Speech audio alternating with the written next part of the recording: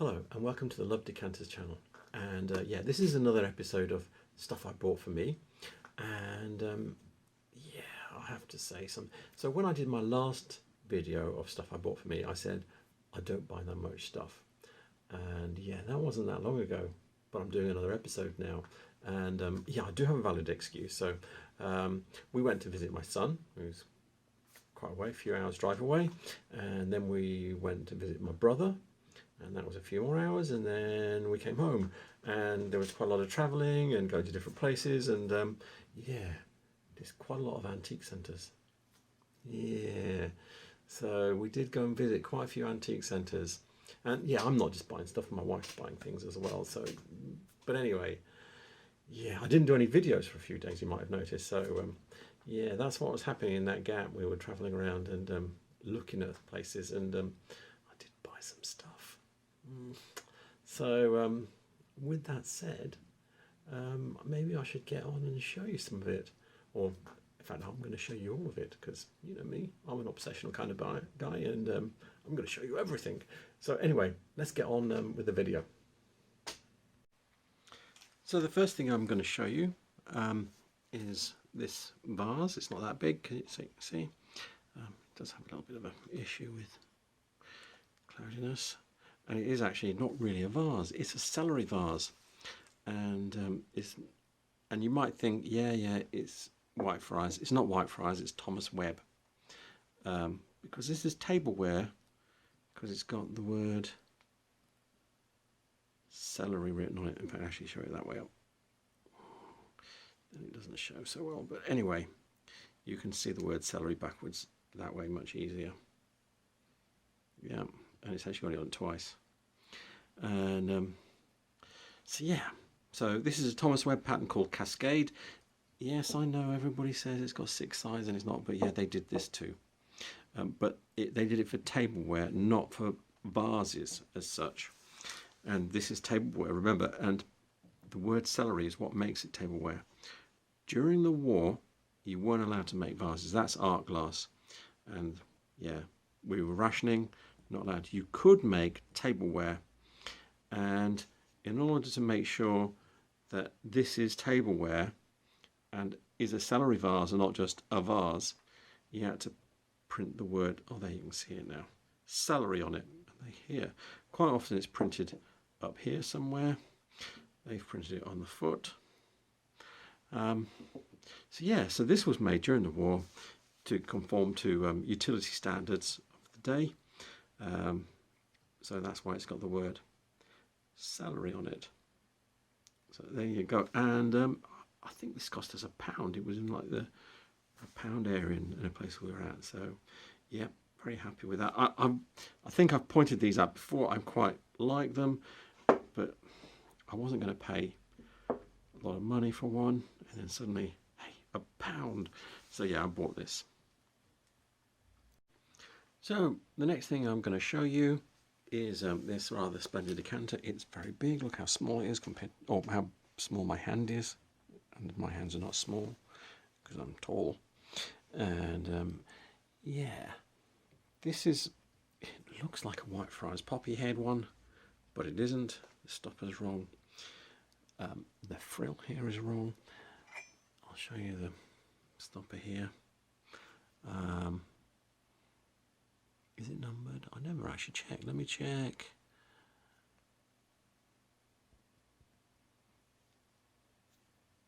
No, it's not numbered.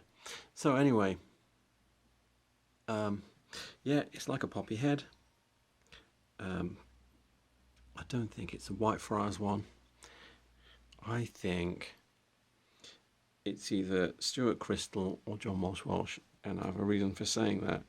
It's because of, it's either quatrefoil lip there.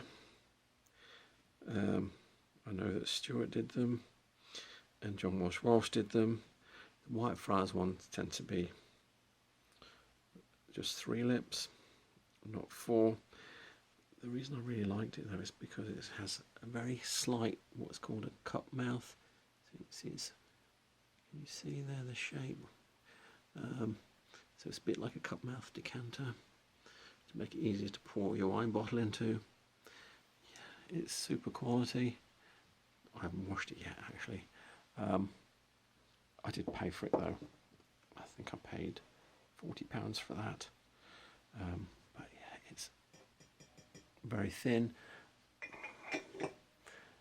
Timelines with White Friars would put this into the 1870s, 1880s.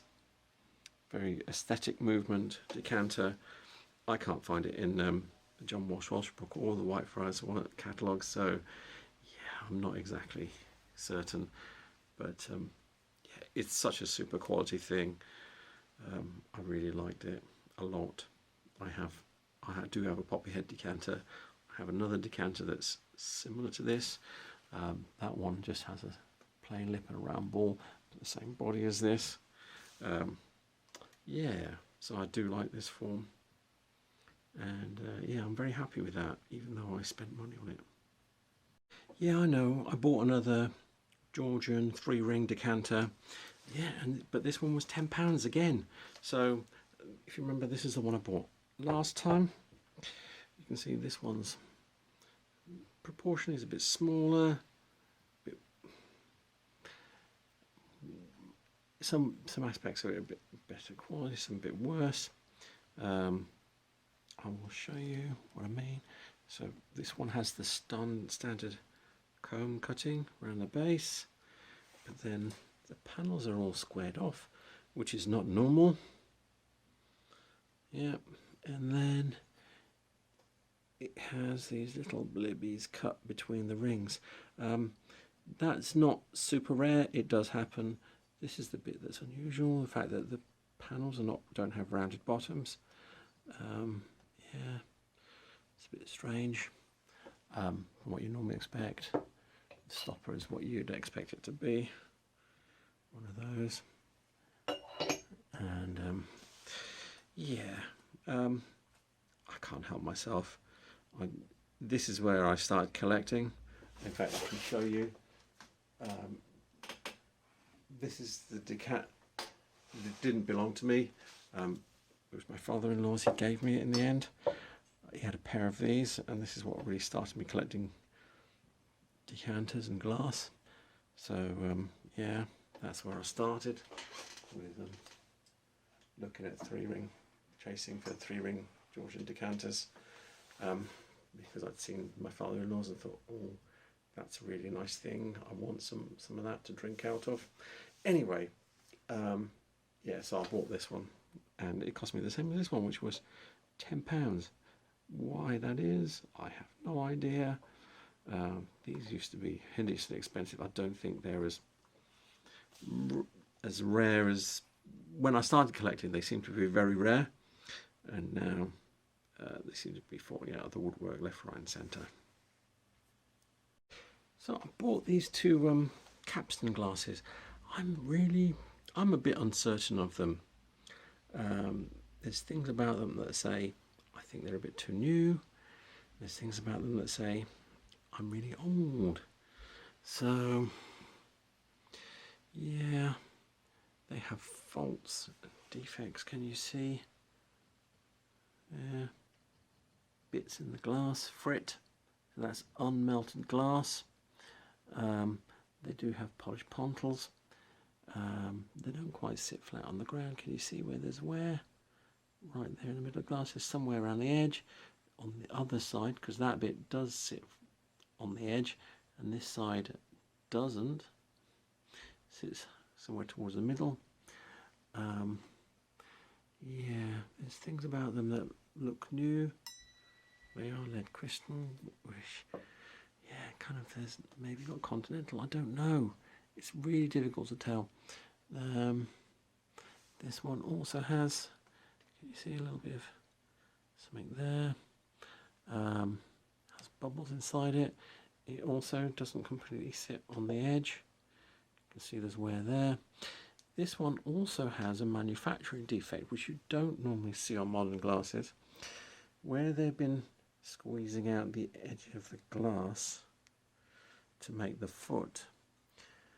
It's starting to cool too much, and you can actually see there's little cracks in the edges there, there and there. Now, in fact there's 4 little tiny, those are manufacturing faults. The only other glasses I've seen that on are sort of 1810 or so. So yeah, that says you're not very good at controlling the temperature. But even with those cracks, they still went ahead and cut it. So they considered it good enough. And that is not a trait you see on modern glass much. Yeah, because cutting's a lot of effort. And if you'd crack the foot like that, most modern glasses, they would just toss it back in the furnace and start again. But they thought it was good enough. So I don't know. They're very nice. They weren't too expensive, so theoretically they should be from probably the 1830s or so, maybe the 1820s, maybe the 40s. I don't know. They wouldn't be later than 1845 because they're a bit too light for that. But yeah, I like them. I bought them. Yeah, the capsons on different sizes on glasses. This one's either supposed to be a champagne or it's supposed to be an ale glass, and that's a wine glass. And even then, the contents are about the right size for when they would be from. So yeah, by no means is that anywhere near a modern wine glass. So this is the next thing I'm going to show you. Yeah, it's another 3-ring decanter, and this one's very different. I think this one might be Irish. Now, I am not 100% certain. I've been through a couple of books. I haven't found an exact match. So let me show you a bit closer. I think I paid £18 for this. So yeah, it was cheap. So I was willing to take a punt. See with the star, you got the circle with the hobnails in it, and then you've got these swags underneath. So the thing about Irish decanters from the period that this would be from is you had a lot of fields of different shapes with hobnails cut into them, a lot of stars and swags. So although I can't find an exact match for this, there's things about it that go and also there's a lot of cutting in it as well for an early decanter like this. The other thing, now at the time this would have been made, glass and iron wasn't taxed, so it was cheaper. It was a cheaper product, and this stopper feels very original. It fits like an original stopper. Let me show you how it looks close up. Yeah, but it's a cheap stopper compared to the rest of the bottle. Effectively, it has been, you can see it's got like rings on the back, on the inside. This is not a cut, so they've not just and molded it on a flat pane to make a mushroom. They've pressed it into a mold like that and made this stopper. So this is not cut, this is all molded, and you can see the rings on the inside where it's pressed into the mold. Now the cheapness of this for an English one does not go with this, but as far as the way it fits fantastic, and it looks, the way it sits looks like it's always been with it. So yeah, makes that, because Irish glass was cheaper, makes me think this might be Irish one. And also some of my other Irish stoppers, a lot of them are not super quality either. So yeah, even ones with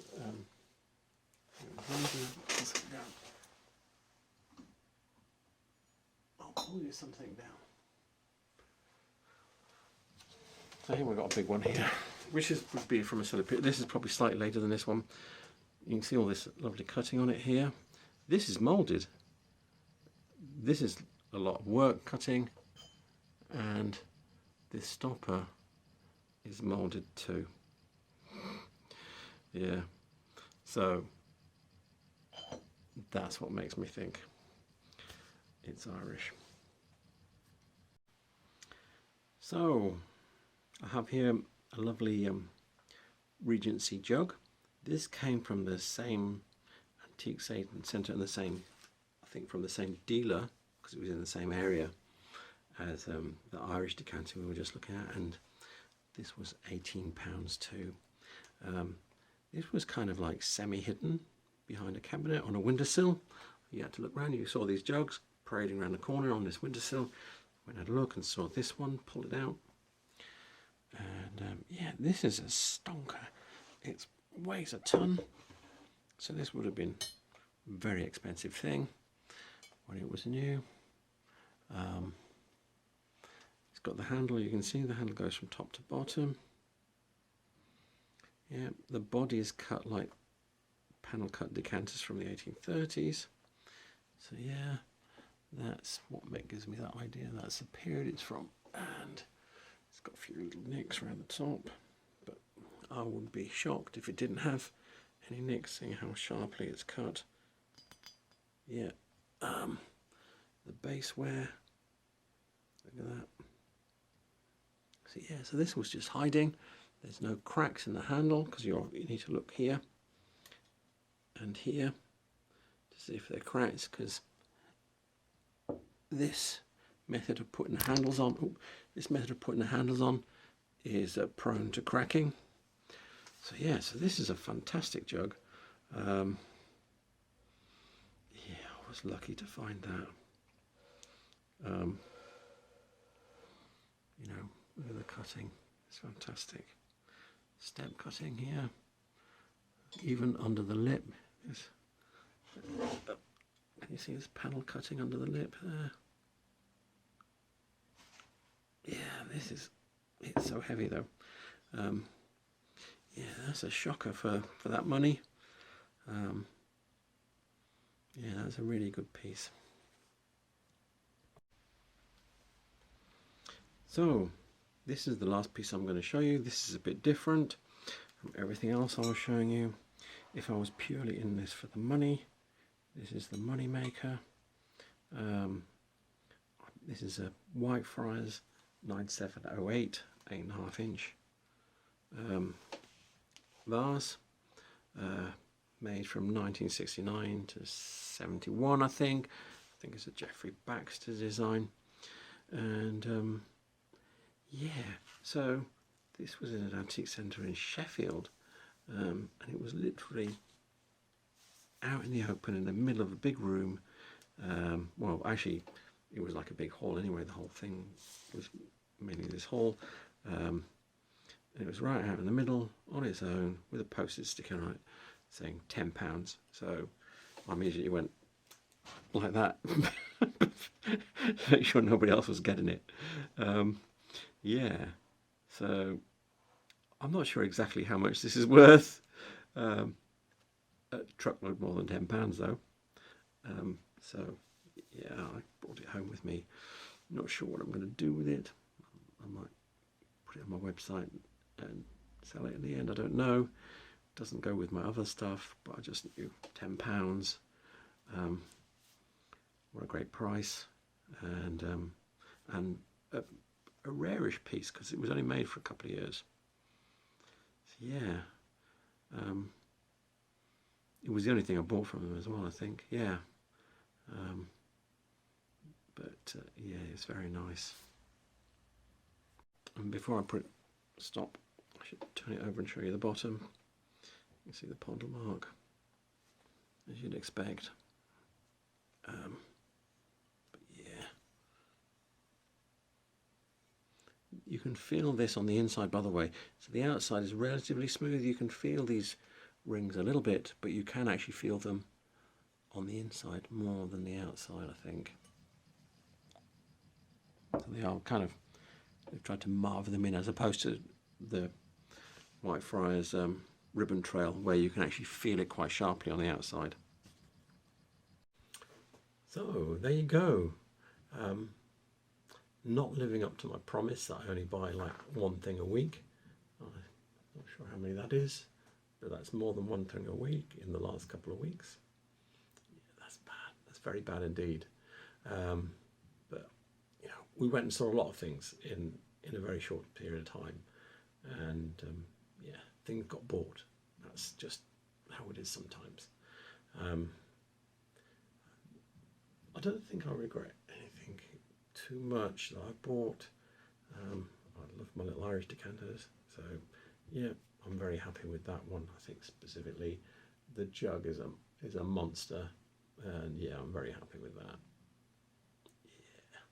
So with that said, I've not used any references in this video, so there won't be any references, and I didn't visit anywhere. Well, I'm not going to give you the addresses of everywhere I visited because I can't remember exactly which ones they were, so there won't be any of that in the description below.